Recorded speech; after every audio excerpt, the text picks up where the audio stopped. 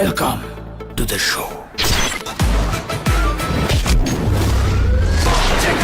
পুরো বিশ্ব কাঁপিয়ে দিল শাকিব খানের নতুন সিনেমা তাণ্ডবের টিজার। এ যেন এক তাণ্ডব সৃষ্টিকারী সিগন্যাল। পূর্বে শাকিব খানকে এমন দুর্ধর্ষ লুকে কখনো প্রেজেন্ট করা হয়নি। দেশবাসীকে তাই আজ যে যেখানে অবস্থান করছেন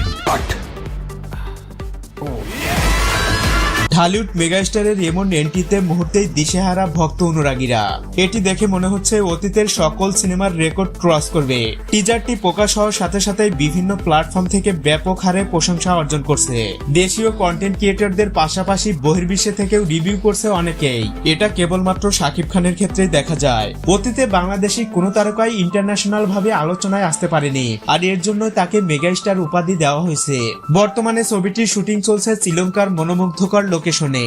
সেখান থেকেই ছবিটির শেষ লটের দৃশ্য ধারণ শেষ করা হবে।